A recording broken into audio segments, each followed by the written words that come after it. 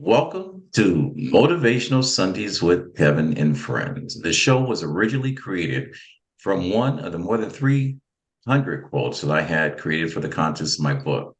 With over 40 years of studying human behavior, I was always curious and always wondered if the same quote landed on me, how would it land on other people? Were there words that just laid there on the page, or were there a conversation to be had? We meet every Sunday at 9 a.m. Eastern Standard Time. Hi, my name is Kevin McLemore. I am your show host, and I am joined with a cast of characters I like to call my friends. I have my co hosts, Peter and Jessica Chichester. I have my good brother from another mother, Naheem Garcia. You guys probably all know him and probably seen him, probably paid money to listen to him. He just come off a play from August Wilson. The brother was dynamic. And I won't even say that he was just nominated for the Ed Norton Award, which is equivalent in Boston to the Tony Award here in New York. And then another brother, Mr. Curtis Battles. I'm going to refer to him as CB. That brother is a entrepreneur. I mean, he is a master of starting business and bringing people together, and part in his area of 100 Black men. And without saying, and I'm going to say very few words, we have the voice of our show, Mr. Otis Spencer. He is such a dynamic thespian and good brother. He's working 24 hours. He's been up all night, and he still came to the show to bless us. So, for those of you that are just tuning in, let me tell you, we throw out a quote every single week based on our interpretations and perceptions on the quote. We talk about this and see how it lands on us. This space was designed not to make you comfortable, but we want to encourage you, inspire you, educate you, and create a model and a framework to just make you think. The key points to this show, simple: kindness, compassion, love, joy, world relationship and personal pleasure, and owning the power of your own story. So without boring the rest of the world, we're going to go ahead and start the show. So Otis, if you don't mind, with that silky, smooth voice of yours, give us the quote today. Good morning, everyone. Happy Sunday. And the quote today is, "Let us not go back in anger or forward in fear, but around in awareness," by James Thurber. All right, all right, all right. Let us not go back in anger, but in forward in fear, but around awareness, by cartoonist James Thurber.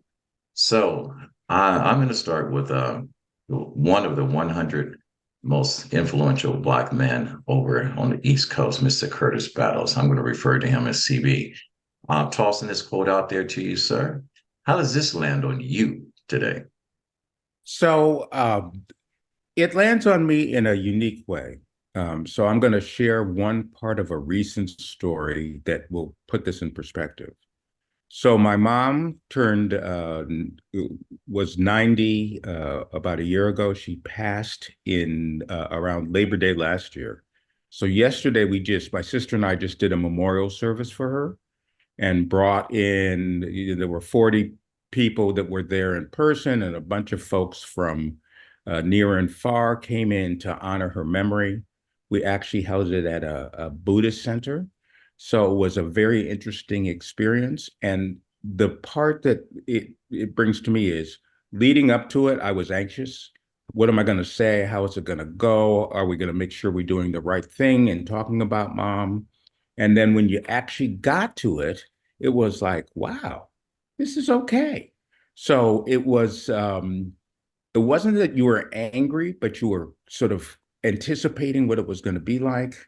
And what it makes me think about, because there are all these stories about how she was such a trailblazer, is look at the rich history that is in my actual family, not other folks' family. And I need to keep that in my mind as I go forward and make sure I honor that in a way that will really make a difference to others. And that's what I try my best to do. And so there is definitely that fear of the unknown. Oh my God, how am I going to get the money? How is this going to work? Who am I going to talk to? And if you just step back and are thinking about what is that broader world we're trying to impact, a lot of the fear will just sort of melt away. So that is how it it landed on me. Glad that you shared that interpretation and your personal perspective on it. And I hope that our listeners have taken that in, chewed on it a little bit, digested. But before your stomach gets full, let me go over to Peter Chichester and let's see how this quote will land on him. It's thanks, Kevin. It's a timeless quote, right? I mean, it's talking about time and past and future and present, but it's a very timeless quote, right? Because at the core of it, right, this is the only moment that matters, right? This moment we're sharing right now on this podcast, and a year from now, when someone's rewatching this podcast, that moment that they're watching it is the only real moment that exists. To hold on to something from the past and hold on to resentment or anger or anything that's stopping you from projecting your full power in the future is really a yoke around your neck, right? It's holding you back. Me being mad at my ex-wife or whatever for something that she did it only serves harm to me, right? She's living her life, and hopefully prosperity, I mean, but it doesn't serve me in this moment, right? The same thing with fear projecting forward, right? Fake evidence appearing real. It doesn't exist. That future is not guaranteed. Tomorrow, I don't know if it's going to happen, right? So I can't ruin my day today by worrying about something that may never come. So it's a very timeless quote, but for me, it tells me again, just to live right now.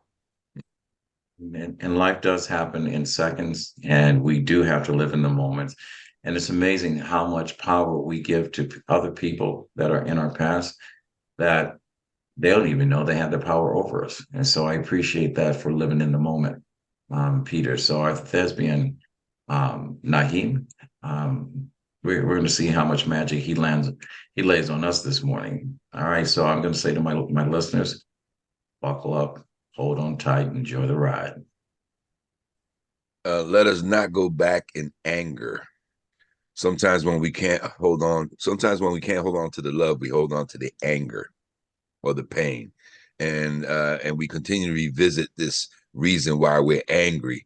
And then when we move forward, we're pressing forward. The fear comes from insecurity. The anger brings insecurity. So we move forward with this insecurity, which brings us into the future of repeating the same situation. I mean, Peter said it best, you got to live in the moment. So when you surround yourself or you're around your awareness, knowledge is power. It's not, knowing is half the battle.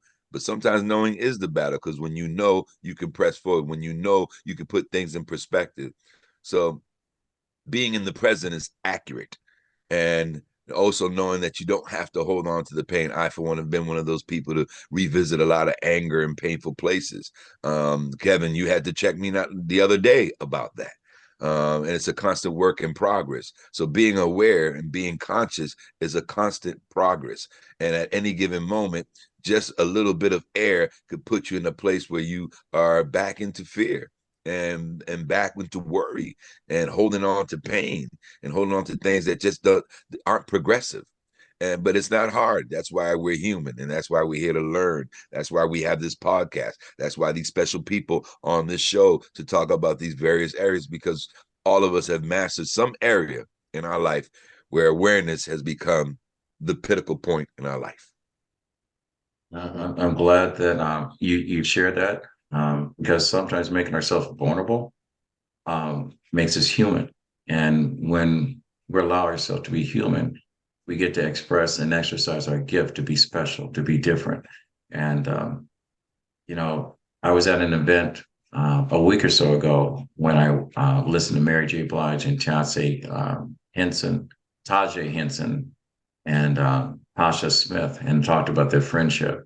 I know a lot of celebrities just surround themselves with people that just basically say yes to everything. But it takes a true friend that is not in fear of losing his friendship to be honest and to set that friend straight. Sometimes we all need a gatekeeper, and sometimes we're the gatekeeper for many of people. And you guys are definitely my gatekeeper, and I appreciate that. So when I say who holds the key to every man's gate, is someone that holds our heart. So I'm going to transfer this over and see how this quote. But I'm going to ask Otis to do it one more time before I ask Dr. Jessica Chichester to give us her share, which she happens to be the only female on the show today. So one queen surrounded about kings, and we're here to support you, stand with you, listen to you, carry your stuff, and we're the first ones to applaud you. All right. This is what a real king does for his queen. All right, Otis, for our listeners, one more time with the quote. Let us not go back in anger or forward in fear, but around in awareness. Okay, so that's me. I'm up. um, You know, I thought I set that up well for you and whatever. It's like uh you I think you got excited because you had most people had three kings. Look at you, you get five. I'm telling you, true. Well, I love there to be there to support you, men, you gentlemen. So thank you. So this quote reminds me that nothing in life is linear, right? It's not forward or backwards. It's not black or white. It's not up and down.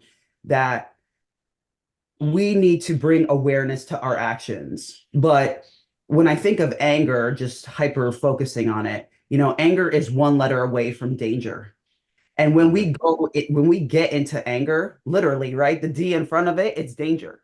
So when we get into the spiral that anger provides us, we can't get out of that loop. And literally, when we are angry, our frontal lobe shuts down and we get into a fight or flight, and we can't have any awareness because we're locked into a neurological pattern. And when we decide to live, right, we don't decide it, well, we do, right? Live our life in fear. We know that that's what happened a lot during COVID and at other times in history. The same thing happens when we're in fear. Our frontal lobe, our awareness, our ability to make sense of things, it shuts down. And again, we're in fight, flight, or freeze. But in order to really heal this pattern, right, I think it's important for us to have a posture of the heart, to let go of some of the paradigms, to be aware of some of the paradigms that are holding us back, and some of the stories that we have about ourselves, our childhood, our parents, our traditions, our family, all of this, things that have even been passed down to us on a physical level, to be aware of that on an epigenetic level and to move forward. So they've even done some studies with actually, this just came to me, I remember this because I interviewed a couple of Holocaust survivors in my life, and when I was a teacher, I brought them into the school system. They were my good friends, and during this time I did a lot of like research and studying on World War II. Not that I'm a pro or anything in the matter, who can be, but I remember looking at some epigenetic studies where that even the impression of what happened to people during the Holocaust, it was passed down to the family epigenetically. And now the thing is, we can override our genetics. Like science has proven that, right? We can override some of the patterns that have held us back so we can ignite awareness in our life. But it comes with that heart posture of saying, you know what, admitting to where we are, where we are living in anger or where we are living in fear, and then consciously deciding to choose a different pattern to go forward in. And one of the ways that we can choose a pattern is by leaning into to texts, to scriptures, to books, etc., that are going to ignite a different thought pattern. Also, being around a community of people that is going to sharpen you to think and feel a certain way, and to build some more empathy. I think meditation, like Kurt was saying, even just going to the Buddhist temple, it reminded me, right? Buddhism is just about not necessarily religion per se. Some use it as that, but it's more of a meditative practice, a contemplative way of looking at life with awareness. So, having some sort of spiritual practice is important. But a new way that we're finding now that a lot of our ancestors used is plant medicine.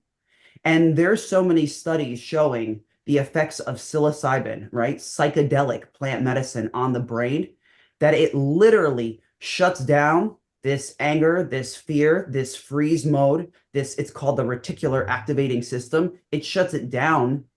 and it opens up complete neural pathways. So now you're not caught in this loop going back and forth, this tennis match in our head. Now we have new neurological patterns that are being brought up subconsciously, and it's helping us to ignite better solutions so we can look at our life with more of ease. And that's what really happened to me when Naheem, like you, right, and so many others, was caught in this loop of like, oh my gosh, I can't believe I grew up with this kind of pain. And how do I move past things with my parents and all of that? And it wasn't until, doing talk therapy for years, poetry, all of this stuff, all the things that I told you about, it wasn't until really I had the heart posture of, yes, I want to learn, and then did the plant medicines in a sacred container where I understood the purpose of my life and the purpose of people and different players in this play that we have, that's our life, right? They're just players on the screen. So that has been my way of going around my life in this awareness. And also, so yes, being with people, being with plants, being with nature, being around devices that are going to help change your neurological pattern, like EMDR and other devices that we have at Hope Healing Oasis. I think all of these things encourage us to step out of the normal comfort zone that we're used to operating in and move into a state of being. That's how that quote went from. That was a wonderful take on that. So a lot to take in. And like I said on this top of the show, that we are here to educate you and inspire you and create a framework where you can be open to learning and taking in sometimes something new. And this is Sunday morning, so I apologize for what I'm about to say, but I've said this repeatedly, open to young people that I teach, people that I coach, people I mentor, and probably in some of the speeches I've have given to business people. Free your mind and your ass will follow. So I'm going to turn this over to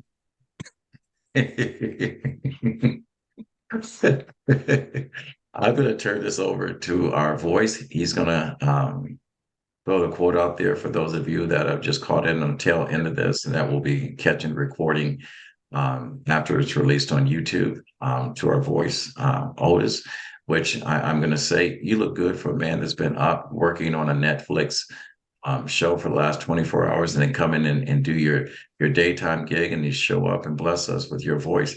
I'm going to say, God bless you and thank you. We are so grateful to have you here, Mr. Otis Spencer. Thank you. Appreciate it. The quote again is, let us not go back in anger or forward in fear, but around in awareness. And thoughts that came to my mind was the most things that can anger us can be resolved. Move on, resolve the problem. Don't beat yourself with fear. You can challenge yourself. You can beat that fear.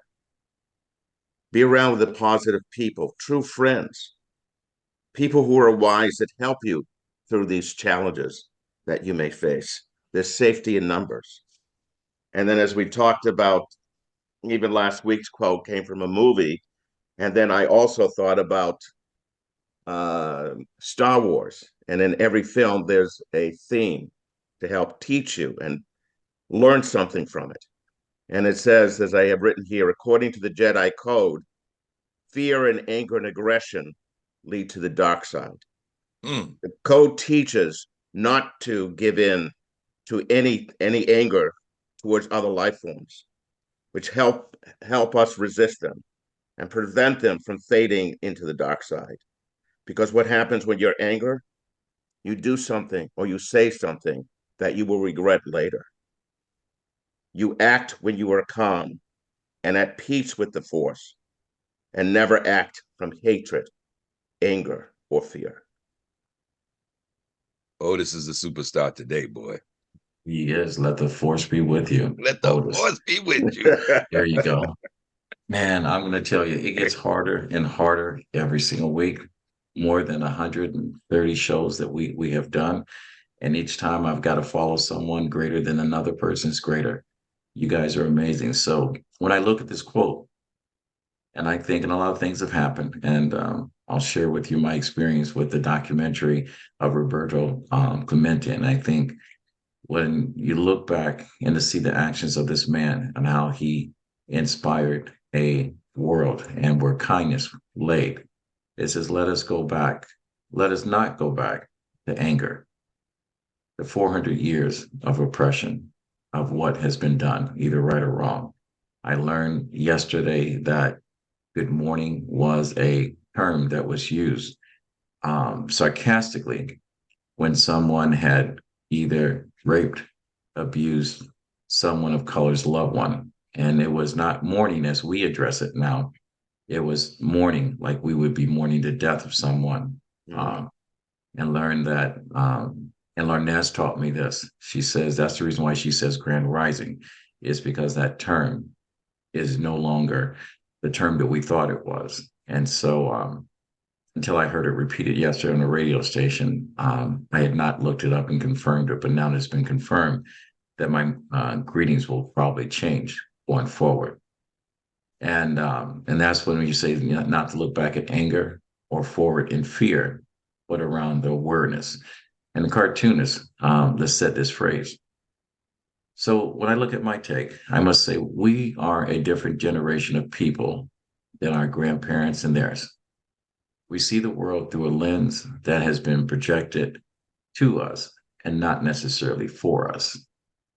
We all enter situations and relationships and we question everything, assuming the worst or suspending our ability to access authentic situations, even in conversations, even with our own emotions, as a result of not looking through a lens with clear eyes and an open heart. Today, my heart lies in building a platform where we create hope, helping other people every day, giving myself permission to go through things and not let other things that have happened, transgressions or things that have happened to me, people that have happened for me or whatever the case may be, hold me back. What hurt me yesterday, I opt not to carry forward, or it will allow me not to damage my today for what has damaged me yesterday, not to destroy whatever values I have today versus what values were put on me yesterday. So this quote confirms that I address those issues from my past. So I have to be honest with myself. Shit happens. And again, Lord, forgive me for being honest. But I give myself permission to let go of those things, let go of those people, and leave some stuff behind me as I move forward and take full control of the part that I may play, the part that I play as friends, confidant, with those people that join me and sacrifice their time. I say dedicate, but I know they sacrifice their time to be on this show. I live this life to celebrate the moment, as Peter said earlier. Fear, I address with no questions. I know whatever is in front of me is supposed to happen for me. I just have to get ready for it. As I've written before, the world's not ready for you. I have to get the world ready for you because I live in a space that's indestructible. I live in a space that's only constructed by belief that I can be the change that I want to be. So I don't know if that makes me better or makes it worse, but I like feeling better each time when I surround myself with people such as you. So I fear not of the unknown, but I celebrate what could be. And what could be is the moment that matters right now and what I can make happen. So I celebrate that. So being aware of what you have control in allows you to avoid what you have fear of, what you have no control over. So that's my take on that quote today. So hopefully it makes sense. And I'm going to tie that into, if you get a chance to see the documentary that's coming around Roberto Clemente, you would see that he was the most amazing man. We celebrate Hank Aaron, Willie Mays, and Jesse Owens and those people. But he came into Major League Baseball like many other people where he was not accepted. by Americans, even though this was America's game and he was the best at it. But he was not even accepted. Some people that looked just like him, they had the same color of skin. So he was not sure where he actually fit in, but where he did choose to fit in is be the best doggone baseball player in the world. And he let his actions speak for him. And so, and I know that Naheem probably has a little bit to share with us on that. So go ahead. Well, Roberto Clemente was also in service. He was Yes. very big about taking care of communities and taking care of people and providing food. I mean, he was on his way to help somewhere, Venezuela, I think, and that's where the No, plane crash happened. Nicaragua in Nicaragua. 1972. Yeah, Yep. so he in service, he's not just great at baseball, but in service, he was fantastic. The first person I learned about when I was a little boy coming up in school was there was a park right down the street from Fenway Park called Roberto Clemente Park. And I thought he was from Boston. I didn't realize he was lived in Pittsburgh. So when I saw your piece the other day with the brother that he runs the museum, correct? Right. He runs the museum, and both him and LeBron James and some other people, they were executive producers to bring this. And the surprising thing is, in Puerto Rico, they had erected a museum in his behalf. And for some reason, that after COVID, the mayor or the governor decided not to put it up. So all the stuff, his memorabilia, is is put away. So they're looking for some place and location in order to erect a memorial, a museum in his behalf. I mean, the young brother, even though he played against Willie Mays in the 1972 World Series, when he hit his 3,000 hit, Willie Mays jumped into the opposing team's dugout and gave him a hug. Mm. And the surprising thing is when his plane went down, if you hear the history of it, that he had chartered a plane with a pilot that his license had been suspended. The pilot had owned a plane that had been in a wrecking yard that he had put back together. He had overloaded the plane with gear that he was carrying through Nicaragua, and he was personally delivering it because the military at that time, he had been sending aid over there. It wasn't getting to the people in need.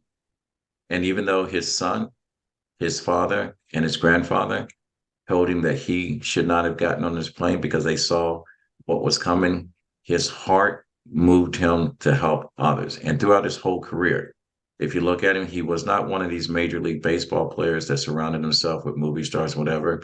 His relationships were much like relationships we have here. They were everyday people, personal people.